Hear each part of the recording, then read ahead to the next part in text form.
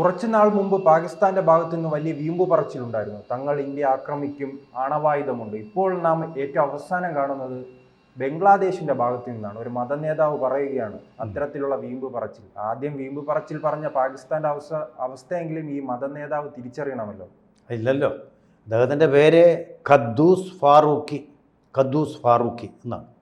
വാസ്തവത്തിൽ അദ്ദേഹം ബുദ്ദൂസ് ഫാറൂഖിയാണ്, അല്ലെങ്കിൽ ഈ വിവരദോഷങ്ങൾ വിളിച്ചു പറയുക. ഇതുണ്ടായിരുന്നെങ്കിൽ ചാവേർ ആക്രമണം വരുമോ, അല്ലെങ്കിൽ ഭീകരാക്രമണം വരുമോ? പാകിസ്ഥാൻ ഇങ്ങനെ പെരുമാറുമോ? ഇവർക്കൊന്നും ഈ വിവരമെന്ന് പറയുന്ന സാധനമില്ല. നമ്മുടെ വൈക്കം മുഹമ്മദ് ബഷീർ പറഞ്ഞതുപോലെ തന്നെ ബുദ്ധൂസുകളാണ്, ലുട്ടാപ്പികളാണ്.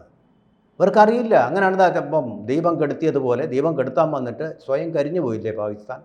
നട്ടല്ലൊടിഞ്ഞു പോയില്ലേ? കിടക്കുന്ന കിടപ്പ് കണ്ടില്ലേ പാകിസ്ഥാൻ? ഒരു തുള്ളി വെള്ളം തരണേ സിന്ധു നദിയിൽ നിന്ന് പറഞ്ഞ് ഇന്ത്യയോട് അപേക്ഷിച്ചു കൊണ്ടിരിക്കുകയാണിപ്പോൾ. പോരെ, ഇത്രയും കിട്ടിയത് പോരെ? കിട്ടിയത് പഠിച്ചിട്ടില്ല. ബംഗ്ലാദേശിലിരിക്കുന്ന ആൾ അദ്ദേഹം എന്താ പറയുന്നത്? അദ്ദേഹം പറയുന്നു, ആദ്യം മരിക്കുക പിന്നെ കൊല്ലുക എന്നുള്ളതാണ് ഖുറാനിലെ ആയത്തെന്ന്. ഖുറാൻ മുഴുവൻ ഞാൻ വായിച്ചിട്ടുണ്ട്, അങ്ങനെ ഒരു ആയത്ത് ഞാൻ കണ്ടില്ല. ഇദ്ദേഹത്തിൻ്റെ ആയത്തായിരിക്കും അത്. ആദ്യം മരിക്കുക പിന്നെ കൊല്ലുക. ഇയാൾ മരിച്ചു കഴിഞ്ഞാൽ പിന്നെ ഇയാൾ എങ്ങനെ ഈ കൽക്കട്ട പിടിച്ചടക്കുമെന്നാണ് പറയുന്നത്. കൽക്കട്ട പിടിച്ചടക്കാൻ ഇയാൾക്ക് 700 വിമാനങ്ങളൊന്നും വേണ്ട, 70 വിമാനം പോലും വേണ്ട. 7 വിമാനങ്ങളും ഇയാളും കൂടെ വന്ന് കൽക്കട്ട അങ്ങ് പിടിച്ചടക്കും. അപ്പോൾ ഇയാൾ ആദ്യം മരിക്കും. മരിച്ചു കഴിഞ്ഞാൽ പിന്നെ ഇയാൾ ഇതങ്ങനെ പിടിച്ചടക്കുന്നത്? സ്വർഗത്തുനിന്ന് ഹൂറികൾ വന്ന് പിടിച്ചടക്കുമോ ഇയാൾക്ക് വേണ്ടിയിട്ട്? ഇയാളൊക്കെ എന്ത് അന്ധവിശ്വാസത്തിൻ്റെ യുഗത്തിലായിരുന്നു കിടക്കുന്നത്? അത് ഞാൻ പറഞ്ഞേ, ഈ അന്ധവിശ്വാസം നശിപ്പിക്കാതെ ഈ ലോകത്തിന് സമാധാനം കിട്ടുകയില്ല. നിങ്ങൾ ഇങ്ങനെയൊക്കെ പോയാൽ നിങ്ങളെ സ്വർഗത്തിൽ നിന്ന് ആൾക്കാർ സഹായിച്ചുകൊണ്ടിരിക്കുമെന്ന് പറയുന്നത് ഇല്ല. നിങ്ങളുടെ തെമ്മാടിത്തരത്തിനൊന്നും സഹായിക്കാനിരിക്കുകയല്ല സ്വർഗത്തിലുള്ള ദൈവം എന്ന് പറയുന്നത് നിങ്ങളുടെ കുത്തകയുമല്ല, എല്ലാ മനുഷ്യരുടെയും കുത്തകയാണ്. എല്ലാ മനുഷ്യരുടെയും സംരക്ഷിക്കുകയുള്ളൂ. ഇങ്ങനെ ഇതിൻ്റെ കാഠമായ അന്ധവിശ്വാസങ്ങളും കൊണ്ട് ഒരു രാജ്യത്തിനെതിരെ യുദ്ധം ചെയ്യാൻ വന്ന് അതിൻ്റെ ഫലം നമ്മൾ മാപ്പിളലകളിൽ കണ്ടു. അതിൻ്റെ ഫലം നമ്മളിപ്പോൾ പാകിസ്ഥാൻ നടത്തുന്ന യുദ്ധങ്ങളിൽ കണ്ടു. ബംഗ്ലാദേശ് യുദ്ധത്തിൽ ഒരുപക്ഷെ നമ്മൾ കണ്ടിട്ടുണ്ട്.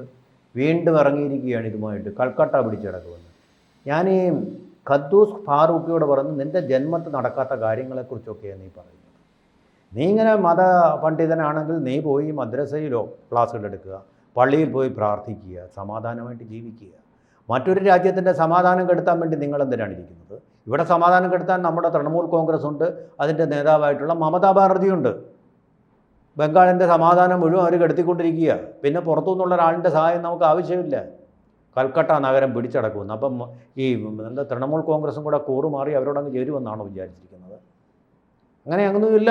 ദേശസ്നേഹത്തിൻ്റെ പ്രശ്നം വരുമ്പോൾ പാകിസ്ഥാനെതിരായുള്ള യുദ്ധത്തിൽ ഇന്ത്യക്ക് അനുകൂലമായിട്ട് ഏറ്റവും മുന്നിൽ നിന്ന, ഇന്ന് വരെ മോദി ആ കാര്യത്തിൽ കുറ്റപ്പെടുത്താത്ത ഒരു വ്യക്തിയാണ് മമതാ ബാനർജി എന്നുള്ളത്.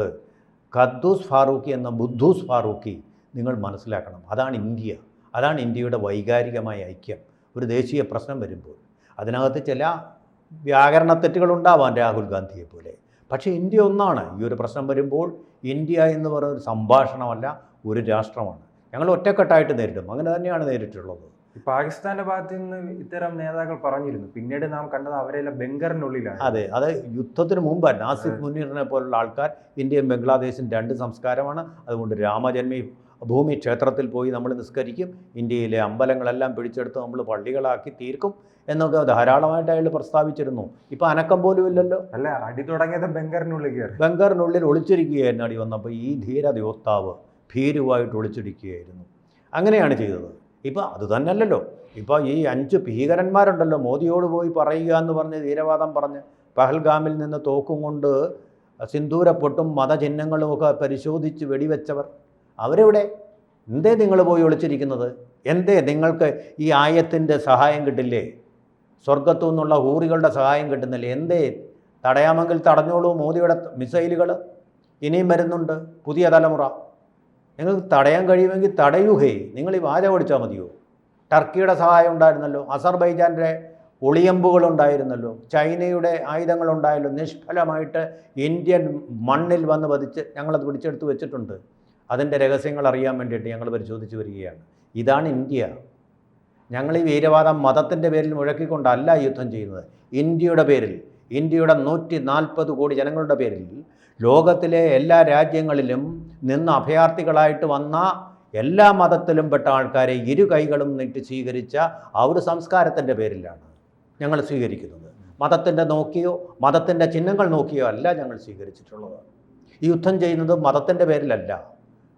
ഒരാളും പോലും മരിക്കല്ലേ, അവരുടെ ഭീകരന്മാർ മാത്രം മരിച്ച് അങ്ങനെ ലോകത്തിന് ശാന്തി കിട്ടട്ടെ, ലോക സമസ്ത സുഖിനോ ഭവന്തു എന്നാണ് അപ്പോഴും നമ്മൾ പറഞ്ഞത്. ഇന്ത്യക്ക് വേണ്ടി മാത്രമല്ല, ലോകത്തിൽ നിന്ന് മുഴുവൻ ഈ ഭീകരവാദം നിർത്താൻ വേണ്ടി.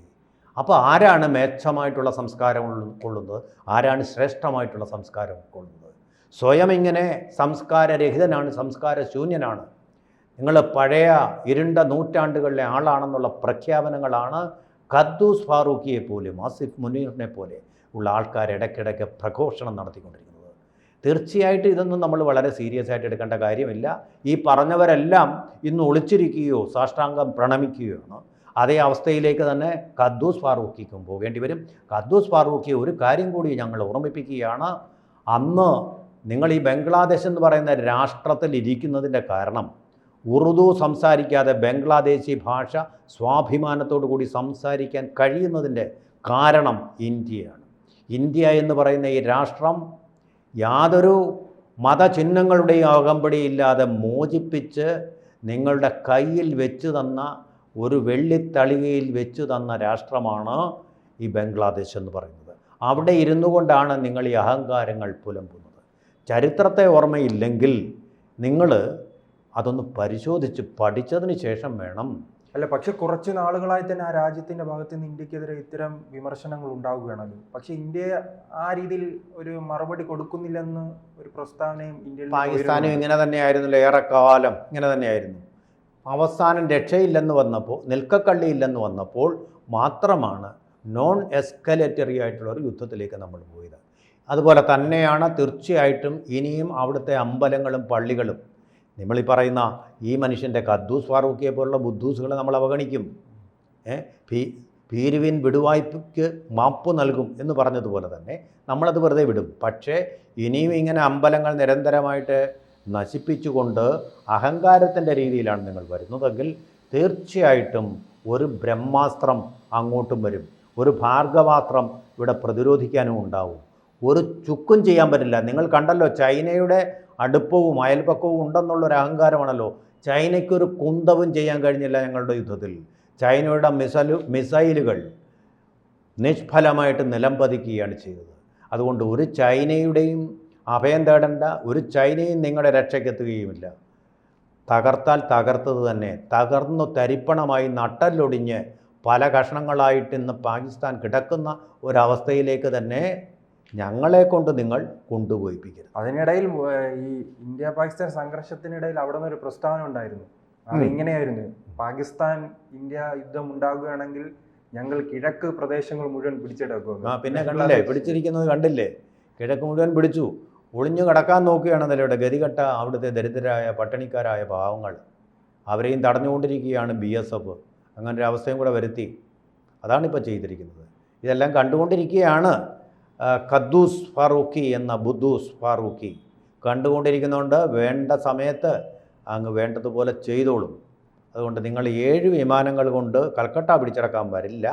കൽക്കട്ടയിൽ നിന്നുള്ള മിസൈലുകൾ നിങ്ങളിലേക്ക് എത്തിക്കോളും. അതുകൊണ്ട് അവിടെ ഇരുന്നാൽ മതി, അതിർത്തിക്ക് അപ്പുറത്തിരുന്നാൽ മതി.